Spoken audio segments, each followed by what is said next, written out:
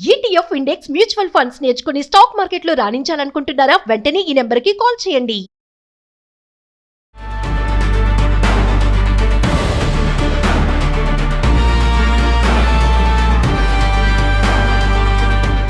నమస్తే, welcome back to Suman TV. Present మనతో పాటు ఉన్నారు corporate soft skills trainer Madhuravani గారు.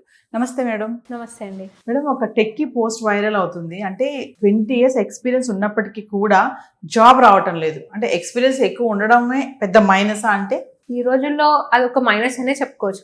ఎందుకంటే ఎక్స్పీరియన్స్ ఎక్కువ ఉన్న వాళ్ళకి శాలరీస్ ఎక్కువ ఉన్నాయి.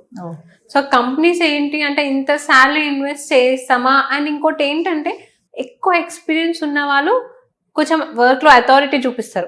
మేనేజర్స్కి కూడా అథారిటీ చూపిస్తారు. అంటే నీకేం తెలుసు, నాకు నీకన్నా ఎక్కువ ఎక్స్పీరియన్స్ ఉంది. ఎందుకంటే ఇప్పుడు ఒక కంపెనీలో ఒక మేనేజర్ 10 years ఉన్న వాళ్ళు కూడా మేనేజర్ పోస్ట్కి వెళ్తారు. సో ఇప్పుడు ఈ 20 years అయినా జాయిన్ అయినప్పుడు మీరేంటి నాకు చెప్పేది, నాకు 20 years ఎక్స్పీరియన్స్ ఉంది, నువ్వు చెప్పినట్టే నేను చెప్పినట్టు నువ్వు అని అలా రివర్స్ కూడా అవుతారు. సో అందుకని కంపెనీస్ ఎక్కువ ఎక్స్పీరియన్స్ ఉన్న వాళ్ళని కన్సిడర్ చేయట్లేదు. Maximum 5 to 10 max to max 15 years వరకే ఎక్స్పీరియన్స్ని కన్సిడర్ చేస్తారు. దాని తర్వాత ఉన్న వాళ్ళని కొంచెం పక్కనే పెడతారు. ఎందుకంటే వాళ్ళకి శాలరీస్ ఎక్కువ అండ్ అథారిటీ వస్తుంది కదా, అట్లా కూడా ఇవ్వట్లేరు. అంటే లే ఆఫ్స్ అయిన వాళ్ళకి మళ్ళీ ఉద్యోగాలు దొరకడం అనేది కష్టం అయిపోతుంది అనేది కొన్ని వార్తలు వింటున్నాం మేడం. నిజమే అంటారు? అది కష్టం ఏమి ఉండదండి. మీకు మంచి స్కిల్ ఉంది, మీకు మంచి ఎక్స్పీరియన్స్ ఉంది, ఖచ్చితంగా మీకు జాబ్ వస్తుంది. అంటే మీరు మన వాళ్ళు లే ఆఫ్ అవ్వగానే కొంచెం మంది డిప్రెషన్లోకి వెళ్ళిపోయి ఒక దగ్గర కూర్చొని అంటే జాబ్ ట్రైల్ చేయకుండా ఉన్నారు. కానీ కొంతమంది ఏంటంటే జాబ్ మీకు లే ఆఫ్ అయిపోతుంది తెలియగానే వాళ్ళ రెజ్యూమ్స్ అప్డేట్ చేసుకొని ఎన్ని కంపెనీస్ ఉన్నాయి అన్నిటికీ అప్లై చేసి ప్రతి ఒక్క ఇంటర్వ్యూ అటెండ్ అవుతున్నారు. దాంట్లో వాళ్ళకి జాబ్ వచ్చేస్తుంది. కొంతమంది మాత్రమే అంటే ఆ కంపెనీకి తగ్గట్టు స్కిల్స్ లేనప్పుడు మాత్రమే రిజెక్ట్ అవుతుంది. కాకపోతే స్కిల్స్ లేనప్పుడు కంపెనీ కూడా మిమ్మల్ని తీసుకోదు కదా. సో అట్లా కొంచెం డిలే అవుతుంది. సో మన వాళ్ళు ఏం చేస్తారంటే కొత్త ఇప్పుడు AI స్కిల్స్ వచ్చినాయి కాబట్టి దాంతో అప్గ్రేడ్ చేసుకుంటే జాబ్ ఈజీగా వచ్చేస్తుందండి.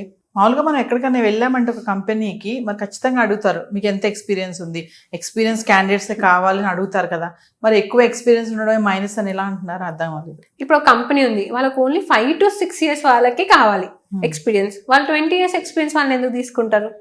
ఇప్పుడు 20 years ఎక్స్పీరియన్స్ అయినా 5 to 6 years పైన సేమ్ ఉంటుంది. కాకపోతే వీళ్ళకి వర్క్ ఎక్స్పీరియన్స్ ఎక్కువ ఉంటుంది, కానీ ఏజ్ కూడా ఎక్కువనే ఉంటుంది. సో ఏజ్ ఫ్యాక్టర్ కూడా చూస్తారు మళ్ళీ కంపెనీస్. మాకు 30 లోపలే కావాలి, 30 years లోపలే, 35 years లోపలే కావాలి అని ఒక ఫ్యాక్టర్ పెట్టుకుంటారు. సో అప్పుడు వీళ్ళని కన్సిడర్ చేయరు కదా. సో అట్లాంటప్పుడు వీళ్ళు ఎక్కువ ఎక్స్పీరియన్స్ ఉన్న వాళ్ళు కొంతమంది ఏం చేస్తారంటే ఎక్స్పీరియన్స్ తగ్గించుకుంటున్నారు. అంటే ఎక్స్పీరియన్స్ ఉన్న వాళ్ళకి జాబ్ రావట్లేదు అనడానికి మెయిన్ రీజన్స్ ఏముంటాయి అంటే? మెయిన్ రీజన్స్ ఒకటి శాలరీ ఎక్కువ డిమాండ్ చేస్తారు. నాకు ఇంత ఎక్స్పీరియన్స్ ఉంది, నాకు 50 30% హైక్ జనరల్ ఏ కంపెనీస్. కానీ వీళ్ళు ఏంటంటే కొంతమంది మాకు 50% హైక్ కావాలి, 60% హైక్, ఇంత ఎక్స్పీరియన్స్ ఉంది కదా, అదొకటి. ఇంకోటి ఏజ్ ఫ్యాక్టర్. అంటే వాళ్ళకి ఇప్పుడు 20 years ఎక్స్పీరియన్స్ ఉందంటే వాళ్ళకి ఆల్మోస్ట్ 40-45 ఉంటుంది. మన కంపెనీ కావాల్సింది 35 years వరకు. ఎందుకంటే 40-45 వాళ్ళు ఎక్కువ వర్క్ చేయలేరు అన్న ఒక కాన్సెప్ట్ లో మన కంపెనీస్ ఉంటాయి. సో అట్లని కూడా ఏజ్ ఫ్యాక్టర్ చూసి కూడా వాళ్ళని సెలెక్ట్ చేయడం జరగట్లేదు. ఇంకోటి వీళ్ళు అథారిటీ చూపిస్తారు. అంటే మీకేం తెలుసు, నాకే ఎక్కువ తెలుసు అన్న ఒక ఎన్విరాన్మెంట్ కూడా డిస్టర్బ్ చేసే పరిస్థితులు ఉంటాయి. అందరు కాదు, కొంతమంది అట్లా అథారిటీ చూపిస్తారు. నేను నాకు ఇంత 20 years ఎక్స్పీరియన్స్ ఉండొచ్చిన, నువ్వు 5-6 ఎక్స్పీరియన్స్ ఉండి నా ముందు చెప్తే ఎట్లా, అదొకటి కొంచెం డిస్టర్బెన్స్ కూడా అవుతుంది. సో అందుకనే మన కంపెనీస్ ఓన్లీ ఇలాంటి ఫ్యాక్టర్స్ పెట్టి వాళ్ళని కన్సిడర్ చేయట్లేదు. అంటే మామూలుగా IT సెక్టర్లో వర్క్ చేసిన వాళ్ళు వేరే జాబ్స్కి అంత సూట్ అవ్వరు, త్వరగా చేయలేరు అని ఒక టాక్ నడుస్తుంది. మీరేం చెప్తారు దానికి? అంటే అట్లా ఏం ఉండదు. ఎక్కడైనా సెట్ అయ్యే వాళ్ళు ఏ జాబ్ అయినా చేస్తారు. అలాంటి మైండ్ సెట్ ఉన్న వాళ్ళు లేదు నేను ఒకటే దారిలో వెళ్తా అంటే వాళ్ళు ఇంకా ఆ దారిలోనే ఉంటారు. ఏ దారిలో వెళ్ళినా చేయలేరు. ఇప్పుడు IT అంటే మనకు కొంచెం బాగా స్ట్రెస్ ఉన్న జాబ్. సో అక్కడ అంత స్ట్రెస్ ఉన్న జాబ్ చేసిన వేరే జాబ్ ఎందుకు చేయలేరు?